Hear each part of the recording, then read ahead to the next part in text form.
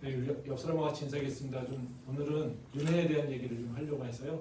네, 옆 사람 보고 예수님의 은혜를 누리십시오 이렇게 인사하면 좋겠습니다. 예수님의 은혜를 누리십시오. 예수님의 은혜를 누리십시오. 네. 오늘은 은혜가 의심될 때라고 하는 제목으로 말씀을 나누려고 합니다. 다음 주는 부활주일인 거 아시죠? 예. 그래서 다음 한 주는 저희가 고난 주간으로 기념을 합니다.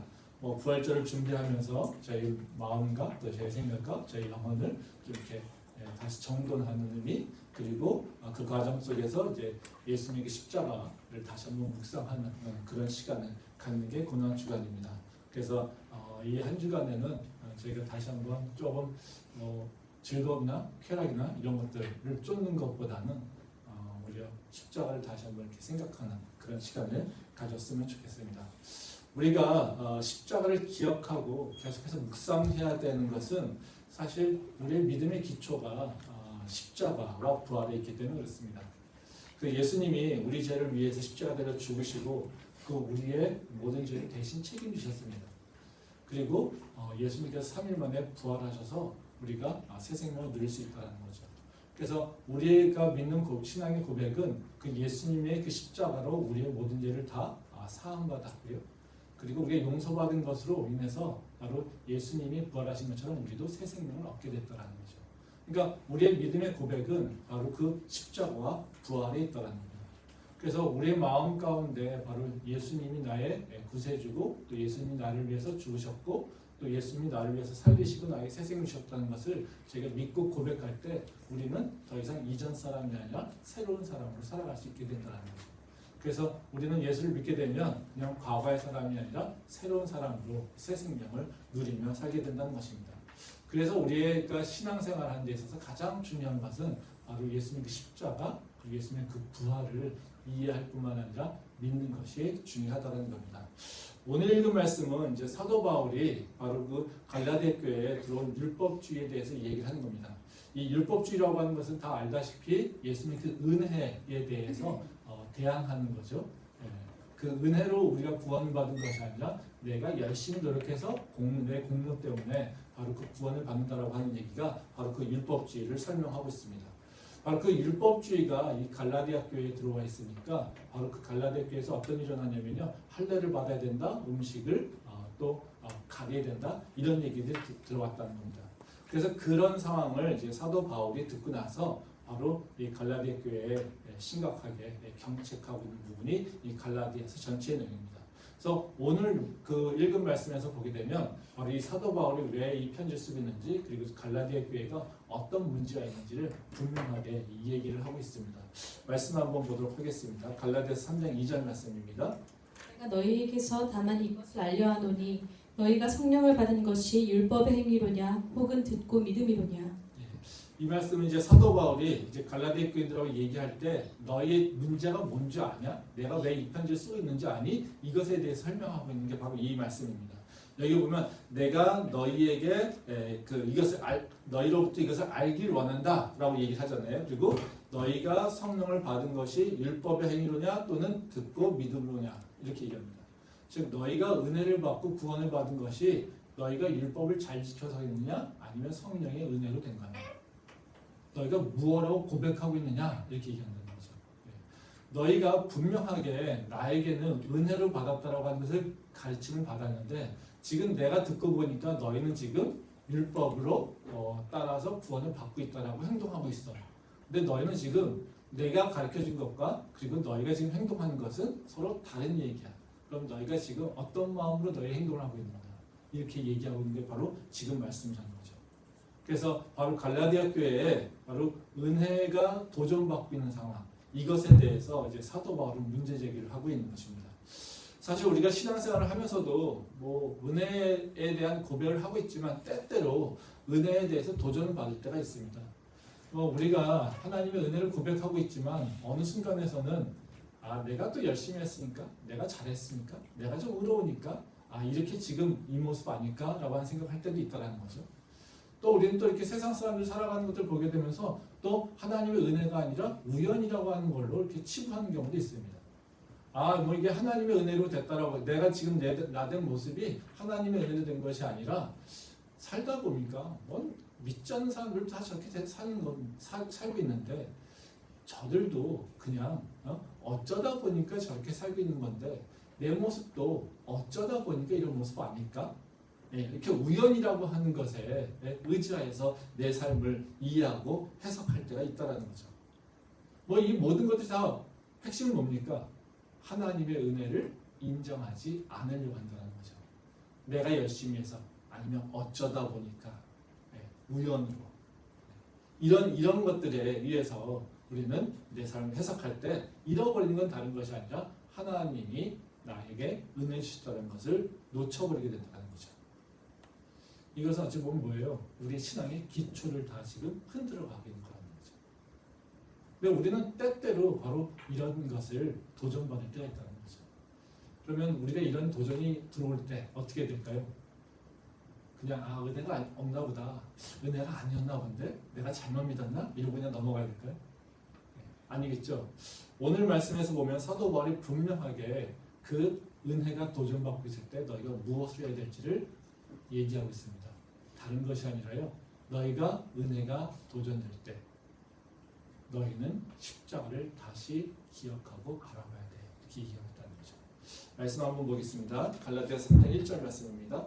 어리석도다 갈라디아 사람들아, 예수 그리스도께서 십자가에 못 박히신 것이 너희 눈앞에 밝히 보이거늘 누가 너희를 꾀더냐. 이런 얘기죠. 야, 답답하다 이겁니다. 너희가 어떻게 이럴 수 있겠느냐 그런 겁니다. 왜 그럴 수 없냐면 너희 앞에 지금 십자가가 있잖아. 너희 앞에 지금 십자가를 바라보고 있잖아. 근데 너희 앞에 그 십자가가 있는데도 불구하고 너희가 어떻게 하나님의 은혜를 부인하지? 이겁니다. 너희가 예수 그리스도의 십자가를 반드시 기억하고 있다라면, 너희가 예수님의 그 십자가를 제대로만 바라보고 있다라면 너희가 어떻게 율법주의에 빠질 수 있겠느냐? 너희가 시선을 지금 십자가에서 놓쳐버렸어. 아니면 너희가 지금 예수님의 십자가를 잃어버렸어. 그러니까 너희는 지금 예수님의 그 은혜를 부인하고 있고 율법주의에 빠져 있다는 겁니다. 지금 사도 바울이 얘기하는 건 뭡니까? 너희의 믿음 가운데 십자가가 사라졌어. 너희 믿음 가운데, 너희 마음 가운데 믿음이 그 십자가가 있었더라면 너희에게 이런 일이 일어날 수가 없어. 이것을 얘기하고 있다는 거죠. 그러니까 다시 한번 너희가 예수 그리스도 십자가를 바라보기 바란다. 이 얘기를 지금 하고 있다는 것입니다. 우리가 십자가를 바라보면 바로 우리의 삶이 변화가 됩니다. 그리고 우리가 십자가를 다시 한번 기억할 때 우리의 신앙은 다시 새로워질 수 있다는 거죠. 그래서 오늘 제가 나누려고 하는 말씀은 다른 것이 아니라 우리가 왜 십자가를 바라봐야 되는가? 그냥 심볼로서, 그냥 그 나무 조각의 어떤 상징으로서 된 십자가를 기억하는 것이 아니라 우리가 왜 십자가를 바라보면서 생각할 때 바로 우리의 삶이 바뀔 수 있을까라고 하는 그 이유를 좀 생각해 보려고 하고요. 그리고 그것이 내 삶에서 어떻게 작동하는가, 그 원리를 조금이라도 이 말씀 속에서 생각을 좀 해보려고 합니다. 그걸 통해서 우리가 잃어버렸던 십자가가 다시 한번 우리 마음 가운데 그리고 우리의 시선을 붙잡을 수 있기를 소망합니다. 그럼 먼저 우리가 왜 십자가를 기억해야 될까? 이 부분입니다. 우리가 십자가를 붙잡아, 우리 십자가를 바라봐야 되는 것은 다른 것이 아니라 예수님의 그 십자가는요, 바로 내 마음을 붙잡아주기 때문이었습니다.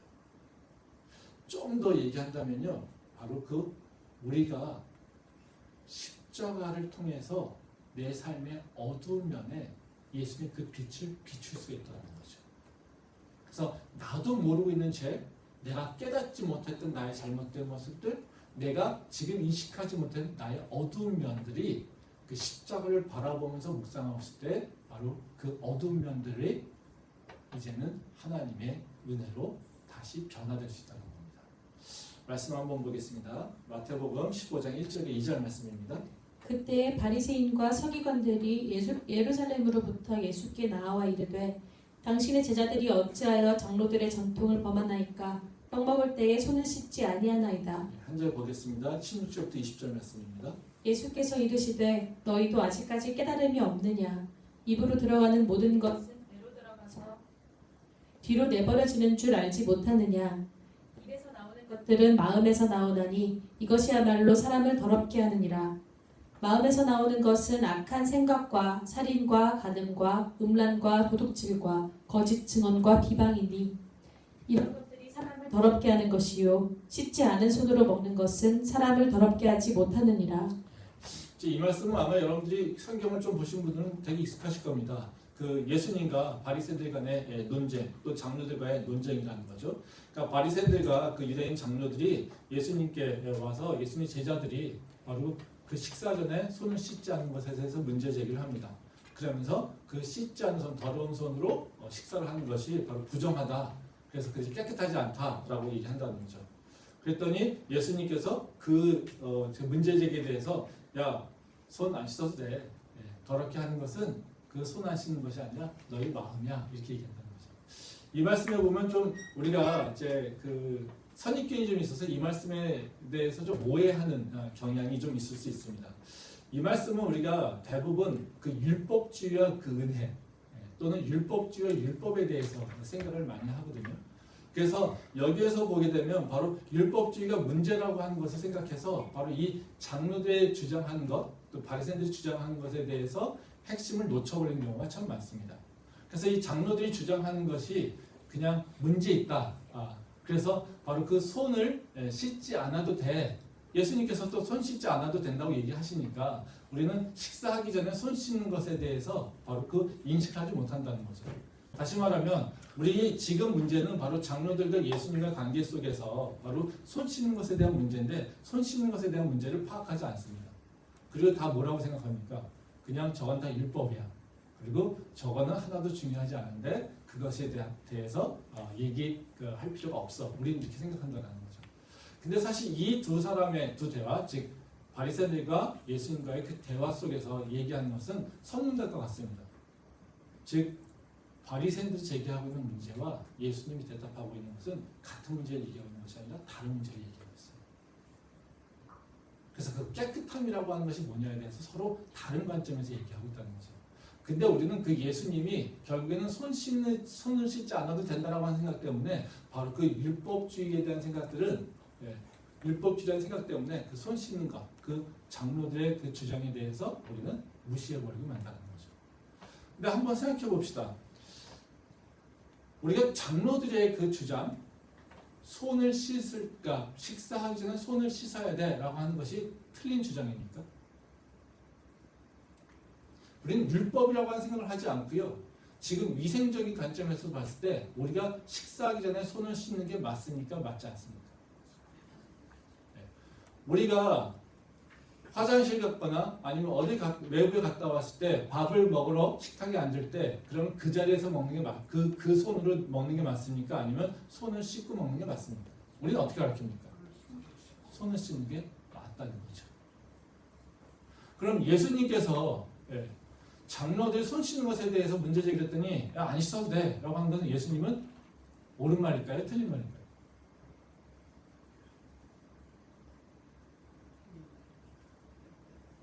예수님 위생관념이 없나요?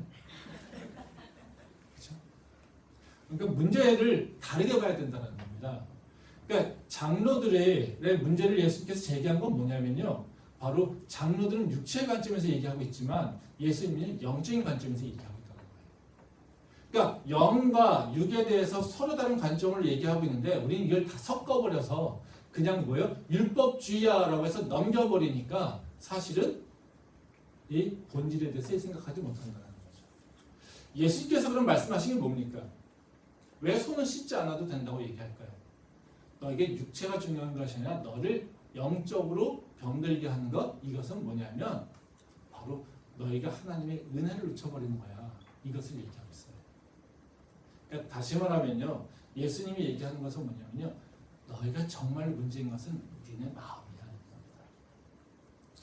우리가 나쁜 사람이 되는 거잖아요. 그러니까 악을 행하게 되면.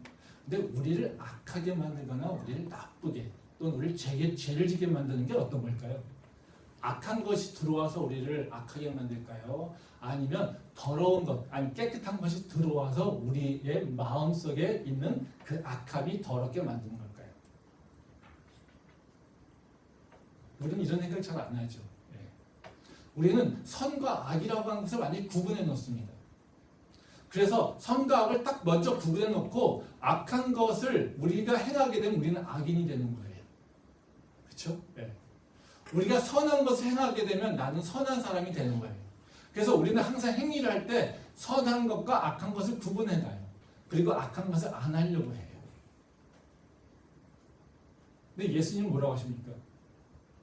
야, 세상 밖에 것은 선하고 악한 것이 구분이 없어요. 다 너희보다 깨끗해.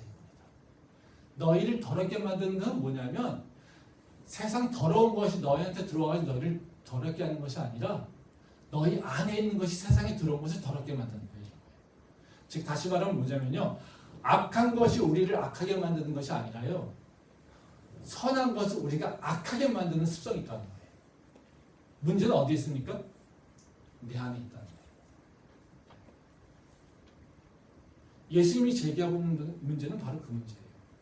음식이 깨끗하고 더러우고 너 입에 들어가는 것이 위생적인지 아닌지 이것에 따라서 너가 깨끗한 사람인지 부정한 사람인지 이것이 결정되는 것이 아니라 너 안에 어떤 마음을 품고 있는 것인지 너가 어떤 생각을 갖고 있는 것인지 그것에 따라서 너가 깨끗한지 네가 더러운지 그것이 결정된다는 것이죠. 우리는요 악하지 않은 것을 악하다고 볼 때도 있고요. 그리고 악한 것을 악하지 않은 것으로 볼 때도 있어요. 언제일까요? 내 안에 해당되는 건요. 악한 것도 악하지 않다고 보는 거고요. 그리고 다른 사람의 것은 선한 것은 그것도 악하다고 볼 때가 있다는 거죠. 왜요? 내 마음이 꼬이면요. 그래서 지금 예수님이 제기하고 있는 건 바로 그 문제라는 거죠. 그러니까 우리는 악이라고 하는 것이 나한테 들어오는 것이 아니라 사실 어떻습니까? 어떤 것이 들어왔을 때 내가 그걸 어떻게 해석하고 소화하느냐 이거에 따라서 바로 내가 선한 사람이 되는지 악한 사람이 되는지가 결정된다는 거죠. 그러니까 예수님이 뭘 중요시 여기는 거예요? 너희 마음이 중요해요. 이런 겁니다. 사실 뭐 제가 최근에 예수님께서 말씀하신 거를 이제 깨닫게 된 경우가 어떤 분의 제가 좀 교만하고 오만한 사람을 만난 적이 있습니다. 근데 제가 그것에 대해서 이게 반응을 제대로 못했더라고요. 그래서 제가 맨 처음에는 그거에 대해서 되게 화가 났어요. 분에 차고. 근데 그것은 제가 어떻게 하려고 하는 것이 아니라 그냥 저한테 그냥 그대로 드러 나온 겁니다. 순간으로 제 감정이나 이런 것들이 그냥 드러나온 거죠. 그래서 맨 처음에는요, 어떻게 저럴 수 있을까? 이런 생각을 많이 했어요.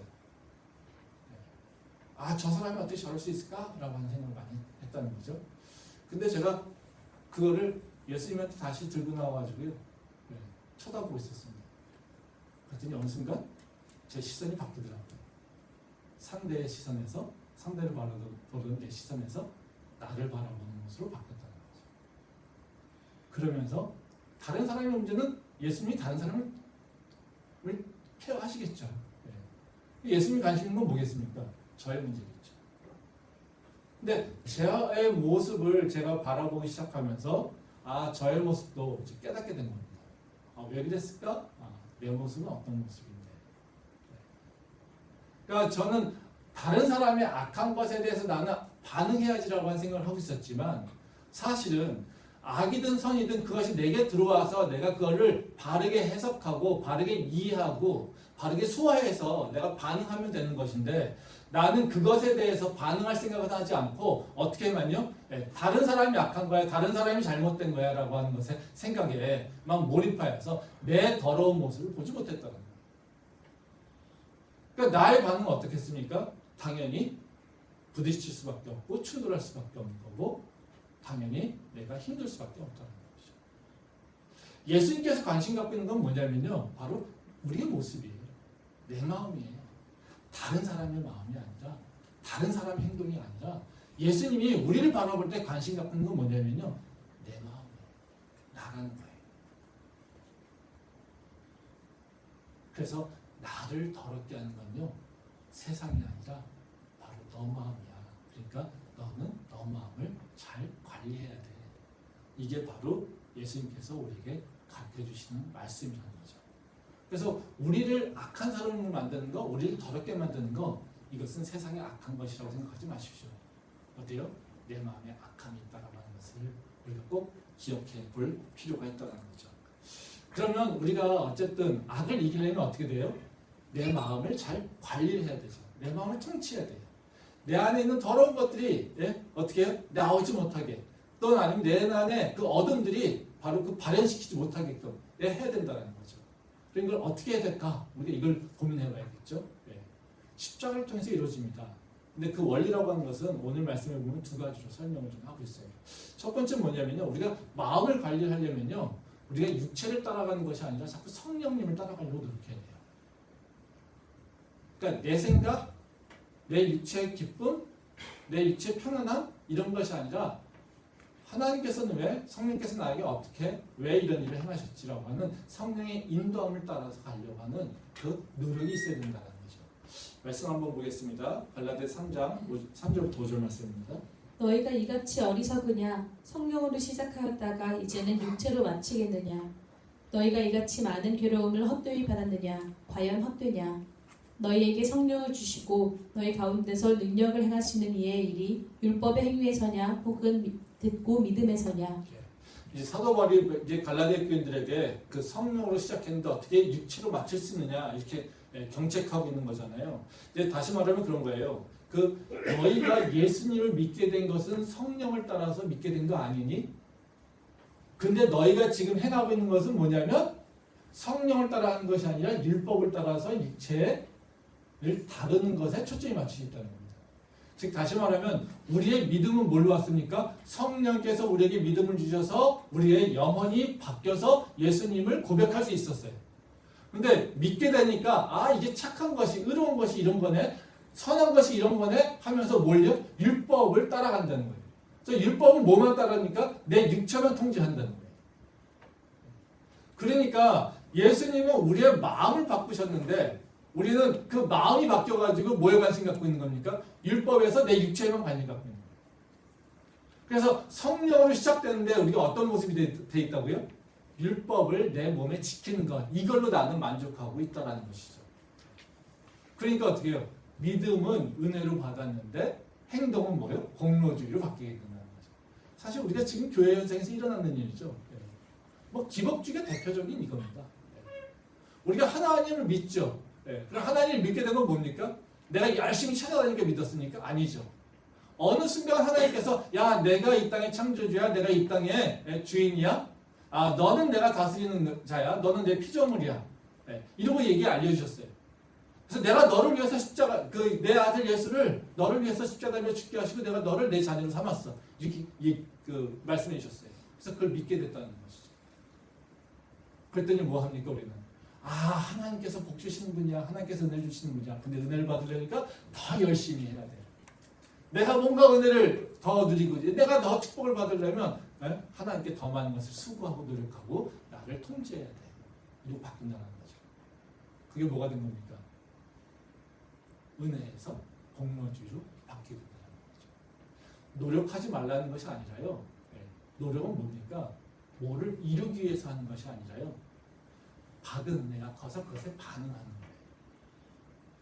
그 개념은 틀리다는 거예요. 근데 우리는 무엇을 얻기 위해서 하는 순간 뭘로 빠지는 겁니까? 공로주의로 빠지게 된다는 거죠. 우리는 무엇이 선한 것인지, 그리고 우리 자체는 어때요? 살아가면서 사실 우리가 선한지 어떤 것이 약한 것인지 완전히 구분할 수 없죠. 우리의 능력은. 그러면 우리가 선한 것과 악한 것을 분별하여서 내가 선한 것을 취하려면 어떻게 됩니까? 육체를 따라서 할 수 있을까요? 할 수 없죠. 어떻게 따라야 됩니까? 성령을 따라가야 된다는 거죠. 말씀 한번 더 보겠습니다. 요한복음 3장 17절 말씀입니다. 하나님이 그 아들을 세상에 보내신 것은 세상을 심판하려 하심이 아니요 그로 말미암아 세상이 구원을 받게 하려 하심이라. 이 말씀은 이제 예수님이 이 세상에 오신 이유에 대해 설명합니다. 우리가 익숙한 말씀은 요한복음 3장 16절이잖아요. 그렇죠? 근데 그 3장 16절 뒤에 나오는 게 뭐냐면요. 예수님이 이 세상에 오신 이유에 대해서 설명하고 있어요. 근데 여기 이유를 뭐라고 설명하고 있습니까? 세상을 심판하려 하심이 아니요 그런 말미암아 세상이 구원을 받게 하려 한다. 이렇게 얘기하고 있어요.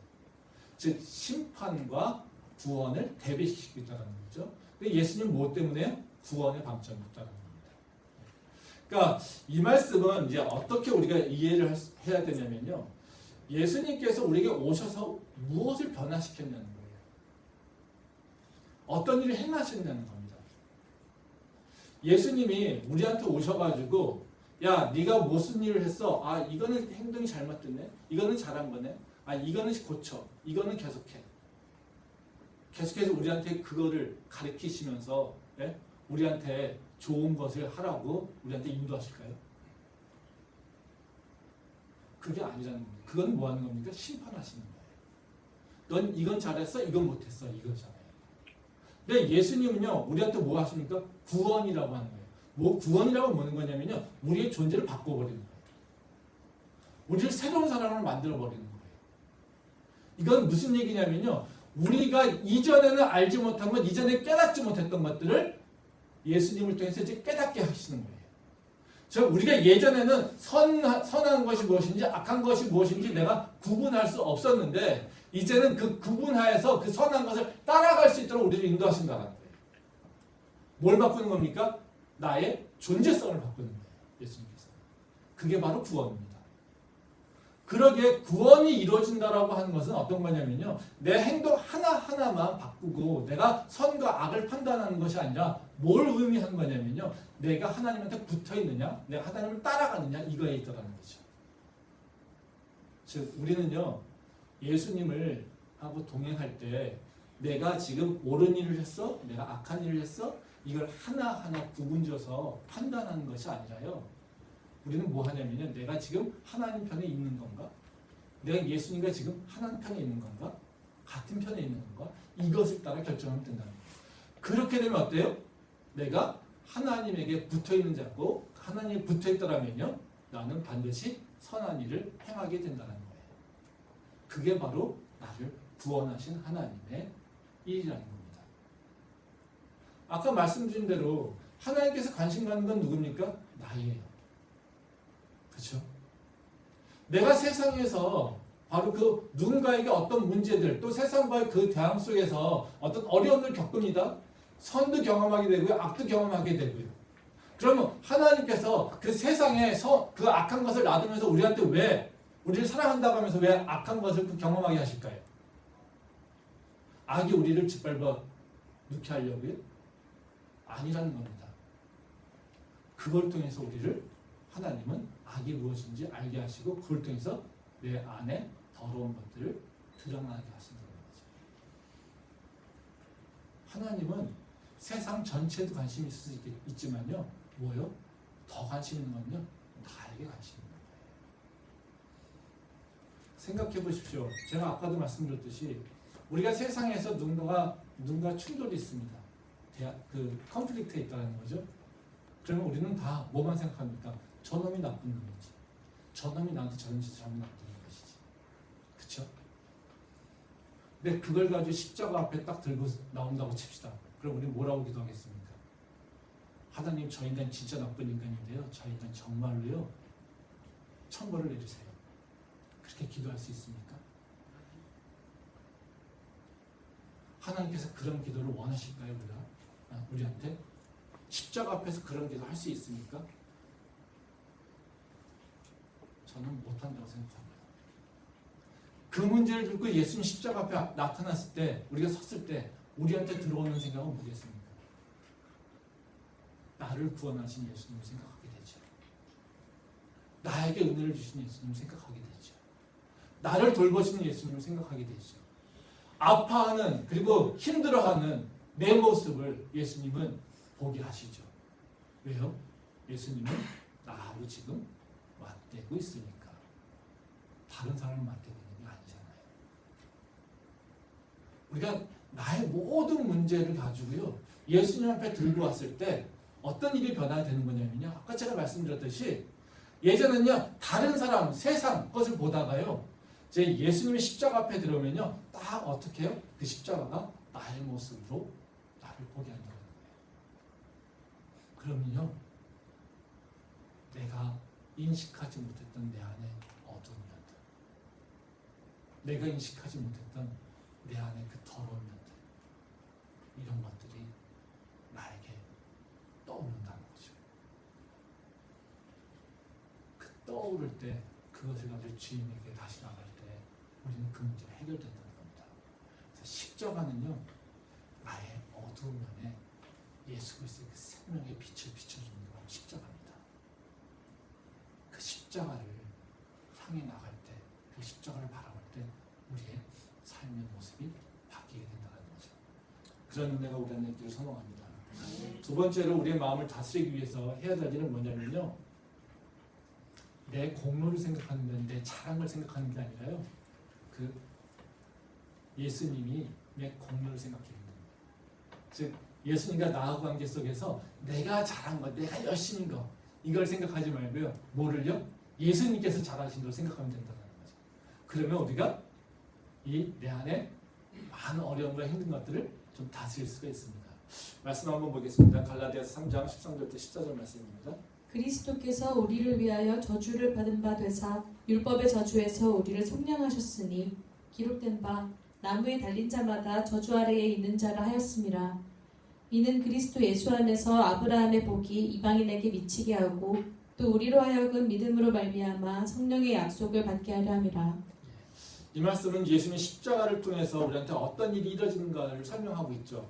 근데 여기서 보게 되면요, 십자가와 우리에게 이루어진 일들에 대해서 얘기할 때 완전히 상반되게 얘기합니다. 그러니까 지금 13절에서 얘기하고 있는 건 뭡니까? 십자가가 이루어진 걸 얘기하고 있어요. 근데 십자가가 이루어진 것에 대해서 핵심 키워드는 뭐냐면 저주예요. 여기 뭐라고 합니까? 예? 나무에 달린 자마다 저주를 받았다는 거예요. 그러니까 다시 말하면 예수님이 십자가 달려 죽으셨잖아요. 그럼 예수님이 뭐 하신 거예요? 저주를 받았다는 거예요. 그렇죠? 근데 그럼 14절에서 나오는 건 뭐냐면요, 바로 그 십자가에서 저주를 통해서 일어난 일에 대해서 얘기하고 있어요. 그 일어난 일은 뭡니까? 그리스도 예수 안에서 아브라함의 복을 이방인에게 바치게 미치게 하고 또 우리로 하여금 믿음으로 말미암아 성령의 약속을 받게 된다고 얘기하고 있어요. 그러니까 그 열매는 뭡니까? 저주와 그에 이은 열매는 뭐냐면요, 바로 아브라함의 복과 성령의 약속, 이렇게 얘기하고 있다는 거죠. 그럼 뭐예요? 완전히 구원되어 있다는 거죠. 그럼 뭐예요? 예수님은 뭐 하신 거예요? 행한 자예요. 뭘요? 저주를 받은 자. 그 저주의 고통을 이겨낸 자. 그렇죠? 그러면 우리한테 일어난 일은 뭡니까? 우리는 아브라함의 복을 받고 성령의 약속을 받게 되는 거라는 거죠. 그럼 여기에서 우리가 한 일은 뭐가 있습니까? 우리가 저주받았습니까? 아니죠. 그렇죠? 성경 분명히 얘기하잖아요. 예수님이 행하신 것은 저주를 받는 것이고 우리가 지금 누리고 있는 것은 바로 복이면서 약속을 누리고 있다는 거죠. 그래서 우리가 하나님의 관계 속에서 항상 예수님의 공론이 있지만요, 내 공론이 있을 수가 없어요. 근데 우리가 하나님 관계에서 충돌이 일어나는 일은 뭡니까?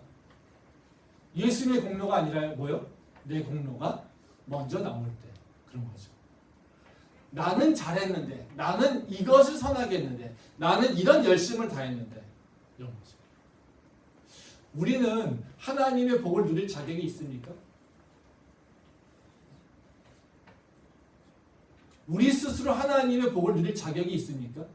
없어요. 우리가 하나님의 축복을 누릴 수 있는 그 이유는 뭐냐면요, 바로 예수님이 저주를 받았기 때문에 그래요. 그 예수님이 그 저주가 없었더라면 우리는 하나님의 복을 구할 수도 없어요. 근데 우리는 예수님의 그 저주받은 것을 기억하지 않고 뭐만 생각합니까? 내가 잘한 것만 생각하고 있죠. 내가 열심히 생각한 것, 내가 열심히 한 것, 내가 잘했다고 생각한 것들, 이것들만 생각하고 있다는 거죠. 그러니까 예수님한테는 뭐예요? 맨날 내 공로만 얘기하고 있다는 거죠.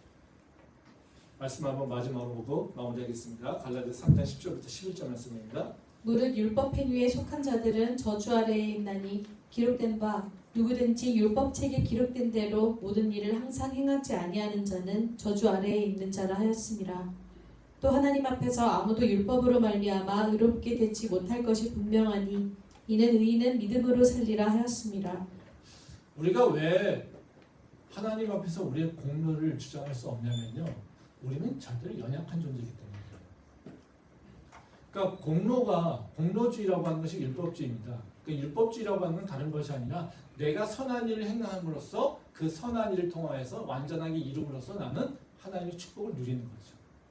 그러니까 율법에서 기록된 건 여기서 뭐라고 합니까? 율법책에 기록 10절에 보면 율법책에 기록한 대로 모든 일을 항상 행하지 않은 자는 저주를 받는다라는 건데, 복을 받게 되면 뭡니까? 복을 받으려면 율법책에 나와 있는 모든 것을 다 행해야 된다는 거예요. 근데 우리 인간이 그럴 수 있습니까? 성경에서도 얘기하잖아요. 우리가 그럴 수 없어. 우리는 율법에 있는 100가지, 1000가지 중에 한 가지 하면 우리는 뭐예요? 나머지 99가지를 아는 것에 대해서는 우리는 잊어버립니다. 그럼 뭐만 생각합니까? 한 가지 잘한 것만 가지고 우리는 하나님한테 내가 이게 잘했잖아요 얘기하고 있다는 거죠. 그래서 내 공로를 얘기하고 있잖아요. 근데 율법에 따라서 우리의 그 생각의 원리, 바로 그 선한 일에는 복을 받아야 된다고 하는 것에는 어떻게 해요? 내가 조그만 선한 일을 했으니까 내가 복을 받아야지, 이렇게 얘기하고 있잖아요.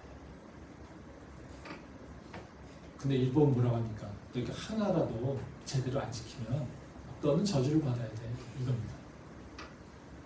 그것을 통과할 수 있는 사람이 있겠습니까? 없다는 거죠. 그럼에도 불구하고 우리 하나님의 복을 간구할 수 있는 이유는 뭡니까? 아까 얘기한 대로 예수님이 우리를 위해서 저주를 받았기 때문에 그렇게 하는 거죠. 우리가 하나님의 복을 누릴 수 있는 이유는 내가 법을 잘 지켜서가 아니라, 내가 하나님 앞에 자랑할 것이 있어서가 아니라 어떻게 해요? 예수님이 나를 위해서 대신 저주를 받았기 때문에 그렇다는 거예요. 그러니까 우리가 하나님 앞에 딱 섰을 때 어떻게 해요? 내 잘한 것을 얘기할 수 있겠습니까? 그 십자가를 보면서 바로 내가 나 하나님한테 이건 잘했어요. 이런 거 내가 했으니까 나한테 복 주셔야 되지 않겠습니까? 따질 수 있겠습니까?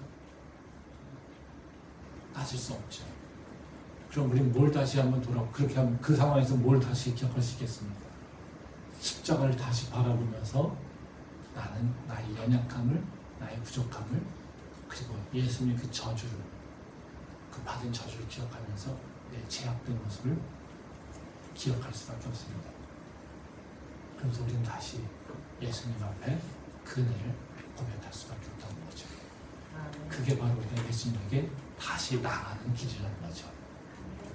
우리가 부활주를 준비하면서 고난주간이라고 하는 것을 지금 준비하고 있잖아요. 왜 그럴까요? 우리가 부활에 참여하기 위해서는 예수님의 그 고난에 참여해야 됩니다. 그리고 예수님의 그 고난받은 것을 인정해야 됩니다. 그리고 그 고난에 대해서 감사해야 됩니다. 그게 우리가 해야 될 일이라는 거죠. 한 주간 동안 고난주간을 경험하면서 그 십자가를 다시 한번 바라볼 수 있는 우리 모두 될 수 있기를 소망합니다. 기도하겠습니다.